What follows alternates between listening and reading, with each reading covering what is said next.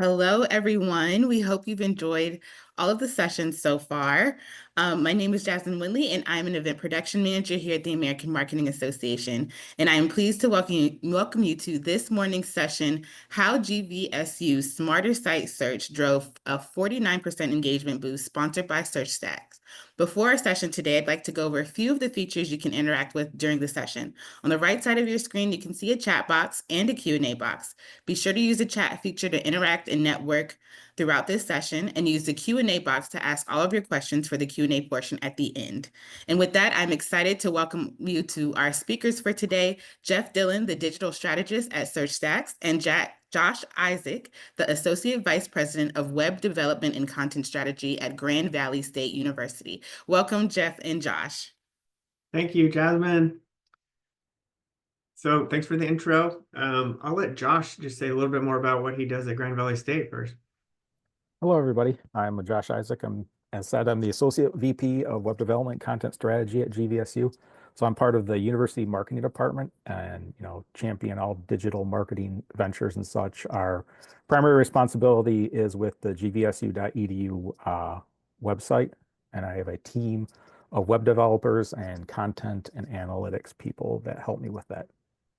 Thanks, Josh. And my name is Jeff Dillon. I am the higher ed digital strategist at SearchStax. I have a background in higher ed, though. I was in a similar position to Josh at Sacramento State University, and before that, Northern Arizona University for 21 plus years combined.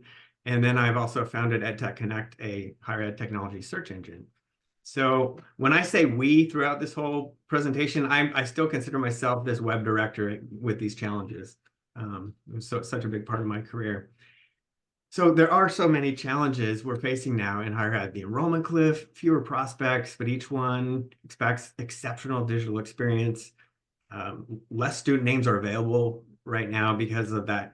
The college student service is no longer providing names nationally. For shrinking federal and state funding, content sprawl, thousands of pages. Institutions like Grand Valley State have thousands of assets, thousands of hundreds of subsites. It's easy to get lost. But we have blind spots too, challenges we may not even know that we have, specifically with search data we'll talk about today, but really in general, how are people using our university websites? And then the lack of marketing agility is real. There's a real need in higher ed, especially marketers, to have access to data. They need to be able to act on that data quickly. Marketing owns the search at most schools, but only about 10% can tweak it the same day. And that comes from some original research we just released that last week. Josh, looking at these headaches or others, which one stands out to you the most? What's stung you the most at GVSU? Definitely content sprawl. So we have a custom CMS with about 700 sites and 23,000 content pages. So it causes a lot of ancillary issues to do with content moderation and management, but it also, on our topic today, it dilutes search, right? Sometimes it's difficult to get meaningful search results when you have so many pages out there, kind of all shouting at you. I'd say the same thing back when I was in that role. So if those hurdles look familiar, you're not alone. Recent research finds that only 19% of higher ed web teams feel they're delivering a great online experience. Easy menus still matter, but 96% call relevant on-site search critical, while 59% admit they don't even track who searches. 64% never check top queries. 92% ignore no results search data. We're going to talk a lot about that today. That's like throwing away free focus group feedback. And 58% want AI-tuned search, but 84% say they're at an early stage. So how are they bridging the gap here? So these stats come from this research we did with the Chronicle, where we surveyed 225 higher ed professionals on their perceptions and strategic planning. Josh, you participated in this research. Did any of these findings surprise you? Yeah, I think for us, the 64% never looking at top queries and then the no results terms, being on the other side of that now that we do that, it is a very enlightening process and it does have a big impact. Not doing that, it's kind of funny. You just kind of shocked you didn't do that before, but it's low-hanging fruit if you have the right tools. Yeah, I would say it's low-hanging fruit. So I want to have Josh talking about how they focused on site search to really address some of these gaps, and just maybe start with providing a snapshot of of Grand Valley State? Yeah, so we are a university in Western Michigan area. We have a main campus in Allendale, which is directly west of Grand Rapids, and then a business and health campus in the city of Grand Rapids. And a little bit about your environment. You have 700. How many subsites do you have? About 700 subsites, all Yeah. built on one custom CMS. So we are kind of unique in that regard that we are building our own custom CMS. I have a pretty deep bench when it comes to developers, so we're able to do that. We're currently, our tech stack for our old version of our CMS is Cold Fusion, but we're transitioning away from that and going to PHP Laravel for our new version of our CMS. And about how many pages do you have? 23,000 pages, and I would say about 54,000 files, media files, documents.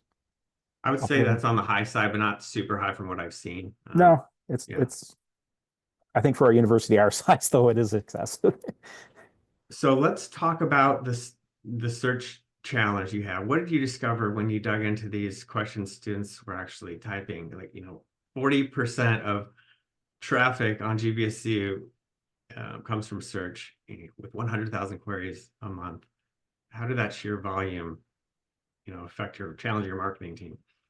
Well, in my previous employer, we just spun up our own version of Apache Solar and went from there. We were using Drupal, so we just used the Drupal module. So I got to be honest with you, we didn't dig much into the stats until I got to GVSU. I've been at GVSU for about 2 years. Uh, and one of the things that stood out to me is the search tool, it was expensive and it was also underutilized, not just from the sense of people using it, but also our back end people and how they were optimizing the search experience. Mhm. So you're a little bit unique, I would say, because many schools haven't started enhancing their search at all. They're using a free product, using Google. What drove you to make this transformation in your site search? So like I said, at my previous employer, we were using our own version of Apache Solar. And while that's relatively easy to spin up, what we found out, I tasked my team with coming up with a content crawler that we could crawl our website, and perhaps, because we have a custom CMS, we can't just rely on a module or anything like that to do that for us, like with Drupal. So what we found is it's very difficult to write a content crawl, an effective content crawler. So we then kind of went shopping around for solutions, and it just happened to be that SearchStax connected with us at an opportune time. And after talking to them, it was cost effective, the price was right. Our old provider was shifting away from pure search and going to more of a whole digital experience platform, which we weren't too keen on because we already have all that covered on our marketing and branding side of our department. It's pretty, I would say, common out there to have that challenge. Can you talk about the timeline for your implementation? How long did it take? So I had about 5 months before our current contract with Squiz was going to run out. So we needed to pivot pretty fast. So we got a couple demos done with SearchStax, and we're able to one of the things we wanted to get was we wanted to get search back onto our site, the results page. Just we didn't want the current provider, the previous provider, had a hosted platform to do all that. So again, and also being a custom content management system, it can be difficult at times to integrate third-party products. But we were able to use a UI kit that was based in React to rapidly get search results right on our page. And so we were up and running within 2 months. Yeah. We're actually up and running within a month, testing it for a month, and then live after that. Seamless CMS integration sounds IT driven. What was the marketing team's role in the content updates for your team? To be honest with you, we're kind of unique here just because we're developer heavy for a university marketing team because we do have a custom content management system. So we were able to take care of it 100% within the marketing team and not really have to rely on IT. They obviously did their security reviews and procurement reviews and all that sort of stuff. But when it came to actually boots on the ground and getting it running, that was all my team. Cool. Well, let's jump into the user experience. So you've all seen auto suggest on many sites. As soon as the visitor types in a few keys, it predicts destinations, fixes spelling, shaves seconds off the session. It's the friction-free experience that students really look for. And so GVSU really raised the bar by adding a people finder alongside regular suggestions. So you can see it's type in just a few letters, ENG. It could be English, it could be in engineering, but you can jump straight to a professor or a department without a separate search. One box, two instant paths, zero dead ends. But let's talk about the enhancements. You went live without these filters at first. Then you added these filters. Sometimes we call them facets. Can you walk through the new Grand Valley search experience, Josh? Yeah, so what happened was when we launched the site, one of the things that we found was we have a very active university communications department, which is great. They produce a lot of content, a lot of different kind of periodical style content, which is content heavy, content rich. So oftentimes when people were looking just for information about a certain topic and that we're not really interested in the publication side of it, they were still stumbling upon those pages. Those pages were getting boosted into search. So we were able to easily tag all the content on our site with different facets, and it was built right into the UI kit to be able to activate that and implement facets. So now you can see people can say, I'm only interested in web content, or I'm only interested in events, or maybe someone does want to review what articles have been written about GVSU internally. So they have that option there too. And then obviously the key one, which is highlighted there, is programs, because that's probably the number one thing that anybody's coming to your site as far as prospects coming to search. So this is really the new standard I'm seeing out there. I talked to a lot of schools. Filters speak everyone's language. These facets are filters. A prospective student might click on program, or faculty might click on policy. And it's pretty basic when you look at other sectors. Like most other industries are already doing this, but higher ed often hasn't even implemented this level of a search experience. So I love to see that you've done that. Campus search often feels like learning a second language. I feel like students like at GVSU, you have this fine arts center and people type in CAC. That's never going to mean the same thing anywhere else. So you just can't leave it up to an algorithm. So you need powerful features like what you're seeing here is a promotion, promotions and synonyms. Promotion means you can push something to the top when you need to. So tell us about how you use promotions and synonyms that have improved your relevance, which is what we're talking about in this session.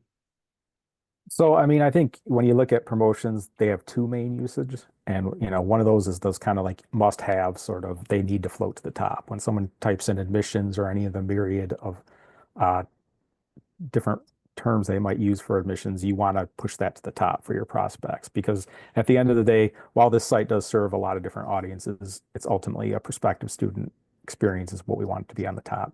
So we use it there for things like admissions, financial aid, housing, those kind of prospective experiences. But then there's also a myriad of sites, the constellations around GVSU.edu that aren't part of the domain. So our bookstore is a third-party product. Athletics also runs their own website. So using promotions, you can basically create a link to that page. So when they search here, they can get shuttled off to the proper site. That's a good point. The example we're showing here is a site that's outside of the domain. So you can set up a promotion for content that might not have got indexed for some reason. And the payoff is really instant, right? The page pops up into the spotlight. You can make it look organic or kind of, it's been highlighted here with a little box.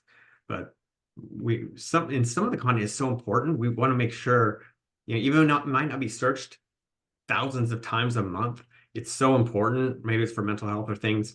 We've seen schools really elevate those types of searches too, because it's critical to like the foundation of a student's experience. Promotions and synonyms solve the known pain points, but the next wins are really when the student tells us when something feels a little off. So let's see how you capture that live feedback. Tell us about how you handle search feedback, which isn't done very much. Yeah, so we always had our website has always had the ability to, every page at the bottom has the ability to send up feedback if they see content problems, broken links or whatever. And there's a whole queue involved in that. But we did a special one here. So at the bottom of the search results page, we basically have a form that's part of our CMS that comes up. People can fill out. We get notified when they do, and they let us know what are they searching for, what do they expect to find, and then any other comments they might have about that. So we open that up, and you get great feedback, you get good feedback, I would say sometimes, and then sometimes you discover, issues that the person's just using the search wrong. We're able to reach out to them and say, that's not something you're going to find on the site. You really need to go over to our student information system or something like that. So it has multiple facets and advantages to it. Well, let's take a look at the data that you've been getting from this form. So on this graph, going down is good, okay? Because this is largely a complaint metric. Not 100%, but kind of close, right? Tell us what we're looking at here, Josh. So this is basically, we launched in July of 24. So you can see there, we got about 17 complaints in that first month, and, started addressing those complaints, tweaking the relevancy model, putting promotions where needed. And you can just see it's just the data speaks for itself, that it was a successful campaign, successful feedback loop, that we were able to improve search, and the complaints or feedback dropped dramatically. Yeah, that's great. And I always like to point out that often people, especially students, won't complain when they have a search that doesn't work because they don't really know if the search is broke. They might not even know if it exists, the answer. So the fact that you're getting, you were getting 17, 18, now you're getting 2 or 3, like it is a great metric. It's not all, but like what a great, a lot of, I haven't seen too many schools that are doing this, but I love that you're getting more insight into what students are struggling with. So this is where we get into the title of this webinar, this 49%. Like, how do we get 49% engagement? And what we've done is we've really equated that engagement to this click-through rate. Okay, it's a great benchmark of a search's success. There's other metrics here that we'll talk about, but really before SearchStax, GVSU was at about 35% of a click-through rate, and within 2 months of being with SearchStax, it was up to 52%. This slide was created just in the last few weeks. So now we're already up to 58%. So that converts to about a 66% improvement. So we advertise this as a 49%, but if you look at an improvement in click-through rate from 35% to 58.5%, with this is about 3 to 4 weeks of a snapshot, a recent snapshot. So depending on the week you get, that it varies a little bit, but it's been consistently over 52%, which this is pretty high, even for the university I'm seeing. Josh, can you talk about this dashboard in general, your click-through rate, and how you use the SearchStax analytic dashboard that we're looking at now? Well, obviously we first use the click-through rate to as a promo thing for our team, that we have been successful at implementing the search here. So I think it's a combination. This is a great front sort of door to the dashboard, but there's so much data behind this too. So obviously click-through rate is something we keep an eye on, but you can see right below that with the click-through rate ticker there that it stays pretty consistent. It's not like a fluke that it just popped up 1 month or anything like that. Obviously, like average click position, that's something you see that spike that happened earlier, that's something you want to keep an eye on, as far as you want that low, because obviously people are finding what they want at the top of the search results. And then no result search too, and there's a whole dashboard behind that too that really helps hone in on that. If we see a spike in that, it might be some new programs that have come around that maybe people don't quite know how to refer to them. And then I think another key aspect, and more of a technical side, is the latency, because it is a round trip. You are, starting on our site and going a round trip to the SearchStax servers. From a technical standpoint, it's always a good idea to keep an eye on that to make sure that the experience isn't suffering through latency. Right, and the latency is that upper right-hand box, the 230. So that green indicates like we're going the right direction. It's not getting slower, but yeah, that's a good, and this is just the first page you see. There's a lot more you can dive into. You can see like, well, when people search for this, what's driving what are the URLs that are providing this result, all these search results. So they're all interactive, but this is really the kind of the starting point, where if you only have a few minutes, we need to make that data digestible. So I really love showing the data dashboard. And to end on these no results searches, let's talk a little bit more about these no results searches. We tend to focus so much on these because it can surface content gaps, and it's one of these data points that most schools aren't getting. So why is that? And so what you're looking at here is some no results searches from different schools. This is anonymous. This is not, some of these are from GVSU, some are from other schools. So these are real search results from a composite of schools. You'll see like cyber technology or astronomy. So these are programs that students are looking for that don't have a match. So what would you do in that case if there was a program that came up at GVSU and you saw that? Like, what's your action there, Josh? I would definitely reach out to academics, especially if we saw it often, that it wasn't just a fluke, and let them know. I think in any of these kind of searches like that ChemDraw one is interesting there. Is that something meaningful to people in the industry that maybe we just don't represent properly in the website? I might reach out to the chemistry department and say, is there a synonym or something here that we can use to map that across to the search results? The story I always like to tell, true story. One school saw dental hygiene, one of their top no results searches. They're now looking at providing a dental hygiene program because it's such a popular request. But also things like, look at course catalog. This one did not come from GVSU, but it was another school. And when I showed their web director, he knew about it. He's like, oh yeah, I was almost embarrassed for them. Like, why would course catalog be no results? He said, well, they switched out their system. They didn't tell us. It was just this one day. And we caught on that one day. And it was really interesting with the insights you can get from no results searches. So either you want to fill the content gap with new content, set up a synonym, make your other academics aware, but probably the most popular part of most enhanced search experiences we're seeing, schools, they love this. But when I talk about search, no results searches, I often people say, why doesn't AI just do this? Like, we have AI now. And, I would really say that it's complicated, and we don't want AI to do all this. There's generative AI, right? Different thing. And then there's machine learning and natural language processing. And so what we have is something called Smart Match Assist, where these are all no results queries. So we'll say, hey, we suggest through our machine learning, this should be a match. And you can go in and click the accept it with the green checks are accepted, and the red X is like, nope, we don't want that connected. So you need to be able to connect the dots. I almost thought when we first built this, I'm like, why don't we just make our algorithm better and have AI just do it? But this is proof that we're not quite there yet. We need a human in the loop.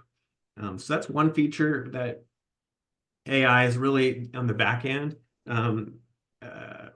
helping deliver better relevancy, but also smart ranking. So using advanced language processing to fine tune the order of the results. So, and we're seeing increases in the average click position and the click-through rate for when we turn this on. So again, it's not just part of the algorithm. We're having a real control there where an administrator can say, yeah, I want to test this AI feature. And so far it's been pretty great results, and we're happy with that. But there's just this overall philosophy of, AI is, like I said, there's generative AI, and then there's AI you can be building into the back end. Machine learning's been here. We've been using this for a decade now, and natural language processing. So you have to understand core search. So core search is complicated, which is why Josh is like, hey, we need a company focused on search, not a company that's, hey, we're doing all these other things, and search is one of the things we're doing. Number one, it's complicated, no search, but also, yeah, let's use large language models and always have a human in the loop. So we're calling that really practical AI. And that's our approach at SearchStax. Josh, what are your thoughts on AI-powered search, or AI in general, in higher ed? As far as the SearchStax stuff, we're just starting to scratch the surface of that, so to speak. But we've already started using AI to help augment our search, especially when it came to SearchStax. It was something that came out when we during our implementation, where we noticed our meta descriptions on our website were lacking most of the time, or completely absent on a lot of pages. So we leveraged an AI, custom AI that we built integration that basically crawled our entire site and wrote those meta descriptions for us. And we're able to boost those in the relevancy model on the SearchStax side, and it had a big impact on improving the quality of the search. Yeah, love that use case. So with that, I want to wrap it up and just leave you with some takeaways. You can remember anything from this quick session. Smarter search equals measurable wins. GVSU swapped out Squiz Funnelback for SearchStax and lifted their search click-through rate up to 52 to 66%. That jump in engagement happened under 2 months. Marketing now tunes search in real time. So with roughly 100,000 queries a month, the GVSU team could add promotions and for terms like calendar, housing, drops, add synonyms, fix misspelling. So marketing teams have this ability now, and they need to kind of seize that. And then search data is strategic intel, dashboards exposing top queries, quick position, no results. So these gaps let us spot these blind spots. So it's valuable data. So in this quick session here, I want to close it out and just say thank you for being here. We do have some questions we'll get to, but I'm going to go right to this contact slide and say, we are sharing, one of the questions is, are we going to share our slides? Yes, we will share the slides. And look at this top bar I'm going to show here. If you go to our website, searchstax.com, you can download this report I've been talking about. It just came out last week. It has a lot of great data. I just highlighted a few points of it. It's free. So I'd say go download that report, but contact me. I'd love to talk to you about your digital experience at your school if anyone's interested. And I'm going to go to the questions and see what we have.